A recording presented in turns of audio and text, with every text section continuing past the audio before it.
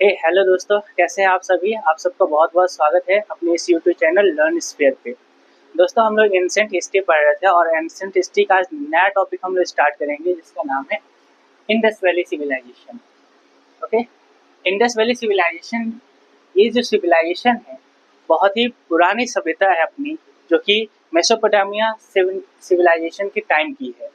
ठीक है, माना जाता है कि ये जो सिविलाइजेशन है, जो ओल्डेस्ट सिविलाइजेशन है वर्ल्ड की, जो मेसोपोटामियन सिविलाइजेशन है, जो कि इस समय इराक को मेसोपोटामिया कहा जाता था। इराक की सिविलाइजेशन की कंटेम्प्रेरी सिविलाइजेशन है इंडस वैली सिविलाइजेशन। तो दोस्तों, इसके बारे में हमें पता कैसे चला, है ना। हम लोग को कैसे पता चला कि अपने भारत देश का भी जो है एक प्राचीन सिविलाइजेशन है, सभ्यता है। उसके बारे में हमें पता चलता है जब चार्ल्स मैसन, ये जो व्यक्ति हैं ब्रिटिश ऑफिसर, ये जो है अर्ली 19th सेंचुरी में रेलवे लाइंस को north west part of India में बिछा रहे थे, serving railway lines in north west part of India. जब ये north west part of India में रेलवे लाइंस को बिछा रहे थे, तो ये एक्सप्लोर करते हैं उस एरिया को चारों तरफ देखते हैं, मतलब कैसे रेलवे लाइन बिछाने के लिए सही है कि नहीं। तो इस बारे में ये एक्सप्लोर करते हैं और पाते हैं तो वहाँ पे बहुत से एंशिएंट ऑब्जेक्ट्स वहाँ पे स्कैटर्ड है, बिखरे हुए हैं। ठीक है, जैसे कि ब्रोकन पॉटरी था, copper utensils, primitive artefacts, seals मिले हैं, बीड्स मिले हैं, मन के छोटे छोटे ईटीसी वहाँ पे फाइंड हुए हैं। तो पता चलता है, तो ये हिंट मिलता है यहाँ से कि यहाँ पर बहुत ही प्राचीन सभ्यता कोई ना कोई एग्जिस्ट करती है। Something much bigger the presence of ancient civilisation. यहाँ पे एंशिएंट सिविलाइजेशन का कोई बहुत ही बड़ा सभ्यता इसके नीचे दफन हो गया है। ठीक है, तो ये कुछ छोटे छोटे फैक्ट्स हैं, इसको आप फटाफट नोट कीजिए, फिर मैं आपको उसके आगे की बातें बताता हूँ। ठीक है,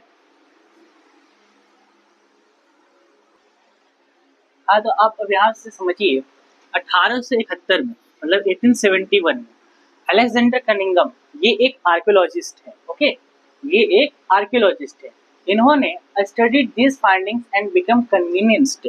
उनको जो फाइंडिंग्स मिले थे चार्ल्स मैसन को, जैसे कि पॉटरी, ठीक है, यूटेंसिल्स, सील्स, बीड्स, ईटीसी जो भी उनको मिले थे, उन फाइंडिंग्स को इन्होंने पढ़ा और पढ़ने के बाद ये कन्विंस्ड हो गए, मान गए कि हाँ भाई, यहाँ पे कोई ना कोई खोई हुई सभ्यता एग्जिस्ट करती है।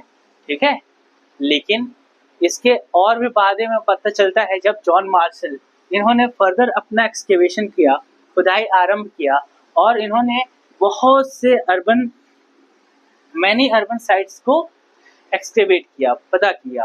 ठीक है, in and around the Indus river के आसपास ये सभी ज़्यादातर जो साइट्स हैं वो थी। इसलिए जॉन मार्शल ही पहले एक ऐसे व्यक्ति हैं जिन्होंने इस साइट का नाम इंडस वैली सिविलाइजेशन कहना शुरू किया। ओके, और यही इंडस वैली सिविलाइजेशन इन्होंने ही इंडस वैली सिविलाइजेशन नाम दिया एक तरह से। ठीक है, अब हम लोग बात करते हैं, थोड़ा और इसके आगे बात करते हैं और समझते हैं कि इंडस वैली सिविलाइजेशन का और क्या क्या नाम है। ठीक है, तो जल्दी जल्दी देख लेते हैं। Naming of IVC.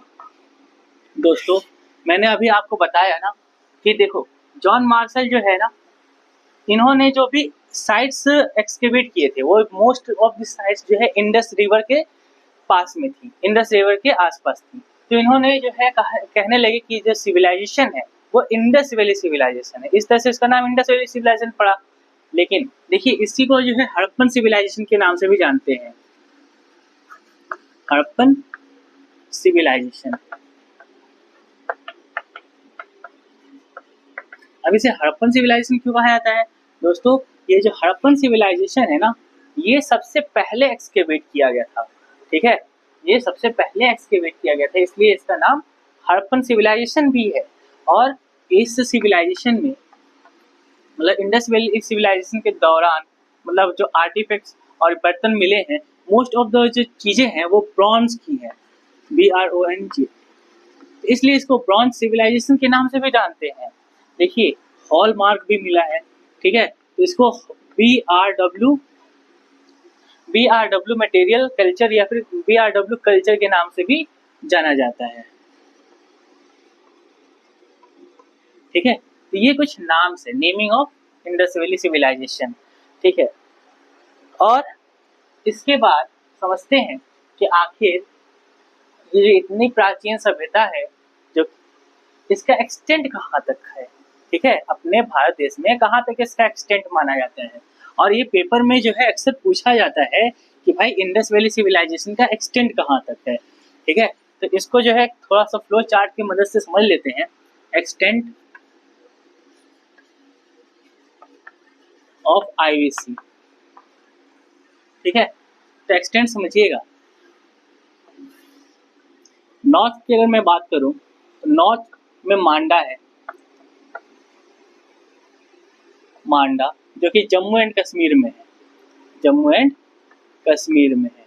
किस नदी के किनारे बसा हुआ है, आप कह सकते हो कि चेनाब रिवर के किनारे है, चेनाब रिवर। समझ में आ रहा है आपको। इसके बाद अगर मैं बात करता हूँ ईस्ट की, तो ईस्ट में आलमगीरपुर है, आलमगीरपुर। आलमगीरपुर जो है यूपी में है आपका, है ना। और किस नदी के किनारे माना जाता है आलमगीरपुर, तो ये माना जाता है हिंडन रिवर के, हिंडन रिवर। साउथ में अगर मैं बात करता हूँ तो साउथ में है आपका दाइमाबाद,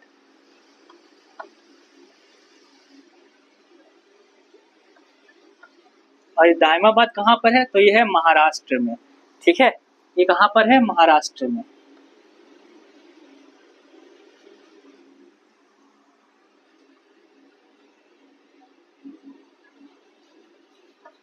महाराष्ट्र में। ठीक है, और वेस्ट की अगर मैं बात करता हूँ तो सुटका जंडौर है,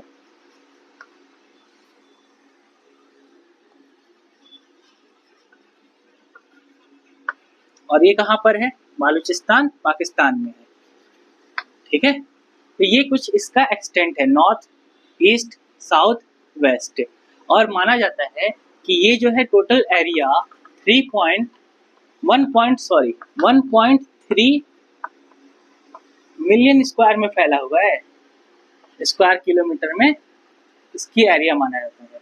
इसी एरिया में इधर आपका पाकिस्तान के साइड में, इधर पाकिस्तान साइड में हड़प्पा, ठीक है, मोहनजोदड़ो, और इधर आपका राजस्थान में कालीबंगन, ठीक है, गुजरात में आपका लोथल, ठीक है, धोलावीरा, ठीक है, इधर आपको मैंने बताया कि आलमगीरपुर है।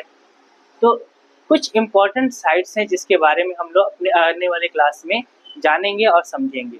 लेकिन उससे पहले समझेंगे कि इंडस वैली सिविलाइजेशन के लोग बड़े एडवांस थे। ठीक है, और मोस्ट ऑफ द जो साइट्स है ना, मोस्ट ऑफ दिस क्या, लगभग सभी साइट्स आप कह सकते हो कि वो अर्बन साइट्स थी, है ना। इनकी टाउन प्लानिंग बहुत बेहतरीन था। सभी, जैसे अगर मैं बात करता हूँ तो उनकी टाउन प्लानिंग किस ऐसे थे, सभी जो ऐसे रोड्स जो हैं 90 डिग्री पे कट करते थे। ठीक है, और इसके बीच में जो घर थे इस तरह से बहुत ही स्ट्रक्चर्ड वे में बना हुआ था, बहुत ही अच्छा बना हुआ था। तो इसके बारे में हम लोग अपने बात करते हैं अपने नेक्स्ट वीडियो में। आज के लिए बस इतना ही, ये इंट्रोडक्टरी पार्ट था। ठीक है, that's all, thank you so much.